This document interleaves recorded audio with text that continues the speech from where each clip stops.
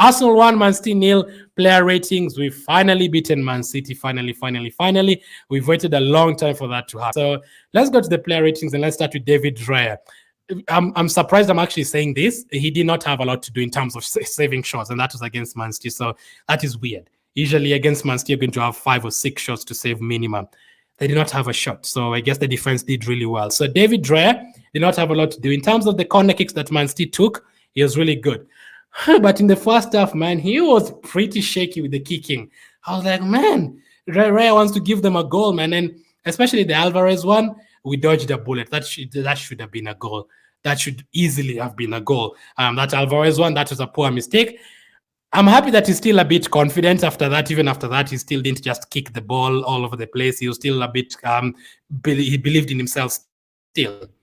But the second half, what I loved about Trey after we scored, he did not play the ball up behind there again. He was just clearing the ball now. He was just now clearing. He was like, F it, man. I'm not waiting again. I'm just going to clear the ball now. So David Raya, still not his best performance. So I'm going to be very fair in terms of this. This is a low one because just because he kept a clean sheet against Man City. I wanted to give him a 6, but just because he kept a clean sheet against Man City and he's part of that defense, I'm going to be nice to him. I'm going to give Raya a 7 out of 10, but I was about to give him a 6 out of 10 because he looked very shaky in the first half. But I'm going to give him an extra point because he kept a clean sheet. So Raya, 7 out of 10. Centre backs. What a blessing, man, to have Gabriel and Saliba. What a blessing. The number of blocks and the tackles they put, or the number of times they blocked the ball. Did they even make a mistake? They didn't. They didn't make I think Gabriel and Saliba are perfect today. Am I correct? I'm sure I checked this. I checked Gabriel's stats in the 88th minute. I think he had like 99% accuracy in terms of passes. He had given the ball away once. But defending, tackles, the clearances, headers and all that, they kept Haaland quiet. And that's the best striker in the world. And he did not have a shot the whole game. Oh, whatever. I'm going to give Gabriel a 9 out of 10. Well, like, he cannot get anything lower than that. They kept Haaland quiet and kept a clean sheet against Man City. When was the last time he kept a clean sheet against Man City? Let alone winning. I'm sure keeping a clean sheet is, if they've beaten us 12 times or 14 times in a row, that means we didn't keep a clean sheet any game. It must have been the time we went there and I think we beat them 2-0 and Giroud scored and Cazorla scored a penalty. I think that is 2014 or 2015 as well, January. High is like 9 seasons ago, the last time he kept a clean sheet against Man City. Gabriel, 9 out of 10. Saliba, what a player. There's a time in the first half, I think it was Ederson who cleared the ball, and it went like in the middle of Raya and the defense, and it was Saliba up against Haaland. And the fans were like screaming like, please don't make a mistake here. And Saliba, he literally put Haaland on the floor. He turned with the ball and actually picked out a pass. And you could see the fans literally just clapping like, Saliba, it's a blessing to have in this team. I am so happy brought Saliba back to Arsenal, man. Like, what a mistake it could have been if you let him go. Like, imagine Saliba playing for Man United or someone like that.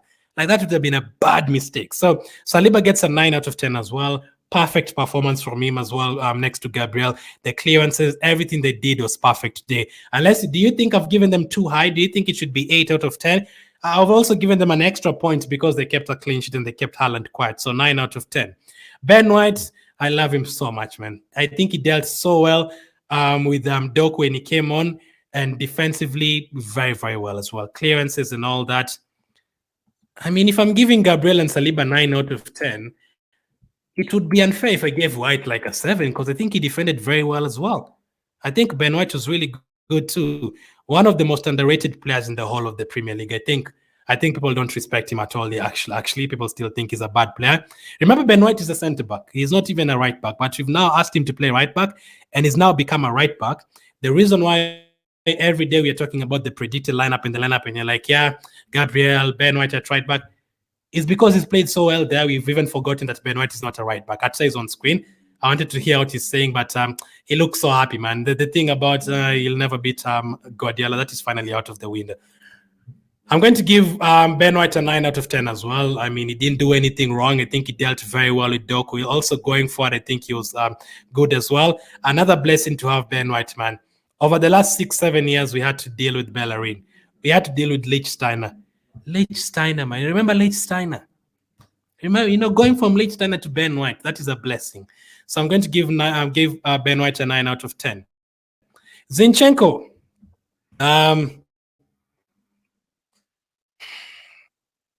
He's still, there are a couple of mistakes here and there, but he's still part of the team that kept a clean sheet. And I didn't really look at that game and I was like, Zinchenko, what have you done? Oh my goodness, you're going to cost us. I think he was okay. Many of us preferred Tomiyasu because of defensive against Man City.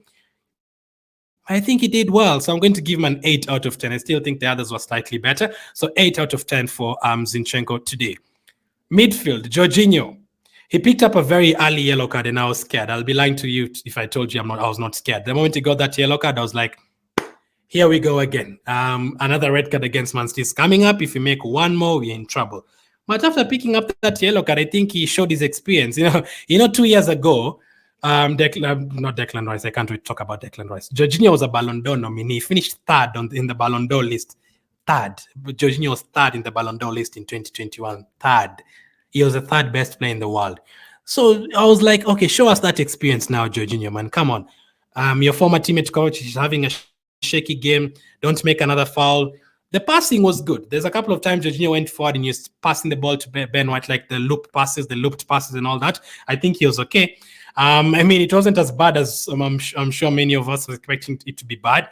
I don't have a problem with Jorginho playing games for Arsenal. This particular one, I was like, man, Man City, I'm not sure. But after that yellow card, I think he did well. I don't think he did badly. So, again, keeping the likes of Bernardo Silva quiet and all those players. Did Jorginho give away the ball? I can't remember if giving away the ball. There's that foul, and maybe he's a bit slow in terms of that. But I can't give him. How often did he come off? Surely we've just beaten Man City that clean sheet. I'm not going to give players 6s and all that. So, Jorginho is a tough one. Let me know how many you'd give Jorginho. I'm going to give him an 8. I feel like 8 is too much. I wanted to give him a 7, but I'm going to give him an extra point because he was on a yellow card for the entirety of the game and he managed it well. So I'm going to give him an 8, but it's an 8. If I was doing halves, I would have given him a 7.5. It's not an 8 going to 9. No, it's like going to 7.5. So 8 for him. Deckers. My guy, Deckers. Deckers. I'm very tempted, I am very tempted to, give him, what. Declan Rice, he did not make any. If I know, I'm going to take everything into consideration. The first 3 minutes, there's a time he was passing the ball to Zinchenko and he kicked it out of the, out completely, very shaky. But even if I just remember the game from the top of my head, the first 4 minutes, he cleared the ball off the line. We could have been 1 goal down in the first 4 minutes. And then after that, he was in the number 6 position, he was in the number 8 position, the tackles, the interceptions, everything was perfect from him, man. And he put us on the attack several times with those interceptions. And I'm sorry if you hate me for giving him that, but I don't care. 10 out of 2. I've given him 10 out of 10 this zone twice. This is the 5th time I'm giving a player 10 out of 10 in Declan Rice. This is the 2nd time he's getting it, man. Because is that too much? Let me know in the comment section. Do you think I've given him too much? Because he was perfect the whole game, and I was going to give him a 9, and then I remembered he cleared the ball off the line in the first 4 minutes of the game. 10 out of 10, man. I'm going to give him a 10 out of 10. What a player. Martin Odegaard. A couple of times he was shooting the ball. I was like, no, man, don't shoot the ball like that, man. He did like 3 times. But as someone said in the comment section earlier, I think he managed to help us control the ball. And every time Odegaard has the ball, I think you still feel a bit of safety. I know he still lost it a couple of times. Not his best performance, so that is why I'm going to give him a 7 out of 10 today. So that is the same as Rare. I think that is the least I'm going to give anyone today. So 7 out of 10 for, where's it gone? For Odegaard, 7 out of 10. Who else was on the pitch? Trossard, he wasn't on for too long. Did he do much? I don't think Trossard did much, to be honest. I feel bad giving him this slow, but he's only on for a few minutes. Did he create anything? I don't think so. So I think he's just an average performance, if we're not wrong. Trossard, what did you guys give Trossard? He was only on for like 45 minutes. He got subbed off. I don't know. I'm starting to feel maybe I love Trossard. I really want us to try him in the number 8 position. But now, since Partey is back and we want Rice and Partey together, it means Trossard cannot start there. And Martinelli is back, so Martinelli starts. I kind of feel like Trossard does a lot for us when he comes off the bench than when he starts, because this season, every time he's come off the bench, he's played well. Every time he started, not too much. But that's because I'm feeling good, Trossard. I'm going to give you an extra point. So I'm going to give him a 6 out of 10. I don't think he was great, though, for those 45 minutes. 6 out of 10. To be fair to him, I don't think both teams even attacked that much in the first half anyway. So 6 out of 10 for him. Gabriel Jesus, I think he did well for playing on the right wing. I think he did okay. A couple of times, though, I was annoyed when he had a chance to shoot the ball and he didn't shoot the ball. That is why I was annoyed with Jesus. But for him to play on the right wing, I think he put a lot of pressure on Vardiol and Ake. And in terms of energy and strength, I think you can't bully Jesus. I think you can't bully him at all. I think you can't bully him for sure. I'm going to give him a 7 out of 10 as well. Hopefully that is fair enough. Let me know if you'd give him higher. I think 7 is fair enough. 7 out of 10 for Jesus. Eddie Nketiah. One thing that I never fault Eddie Nketiah for, the running and putting Diaz and Ake under pressure, he does that a lot, quite well. But in this first half, I was saying, if you get one chance, we're not going to get too many chances against Man City. At least put it on target. It's always very tough, man, to rate players like Trossard and Nketiah and Havertz and Tomiyasu, especially when they're on for like 45 minutes and all that. It's hard to rate like Trossard when he comes off in the 45th minute, and it's hard sometimes to rate players like Nketiah and Havertz because some people just ignore everything they do, even if they do well. I'm not going to ignore everything. I loved some bit of energy from him. 6 or 7 from Nketiah. I mean, I gave Jesus a 7, and I think Jesus was definitely better than Nketiah today. I'm going to give Nketiah same as Trossard. Let me know if you think this is unfair. I'm going to give Nketiah 6 out of 10. He also, when did you get subbed off? 70th minutes. I think energy-wise, I never fault Nketiah. I didn't think we didn't create a lot of chances anyway, but that one opportunity I want him to put it on target. So I'm going to rewatch the game, obviously, and I'm going to see anything that I missed, but I'm going to give him a 6 out of 10. Who am I forgetting? No one in the starting lineup. From the bench, Gabriel Martinelli. Oh, wow. Come on. I think that sub definitely worked. I didn't think we were going to see Martinelli in this game anyway. So for us to have him back, that just made me so happy, man. Just to have him back in that game, he scored the goal. He changed the game 100% in that second half. He gave Walker something to think about. Walker was kind of comfortable in the first half. 9 out of 10, Martinelli. I think he was very good. 9 out of 10 for him. Very, very good. So happy to have him back. Did he get picked by Brazil? Hopefully not. I need him to rest these 2 weeks. Now that we lost to Lens, that game against Sevilla is very important. We can't go there and lose again. So players like Martinelli need to play in that one. 9 out of 10 for Martinelli. Other players who came on, Thomas Partey. So happy to have you back, Thomas, man. I'm so happy to have you back. That pass, he was only on for 20 minutes, exact 20 minutes.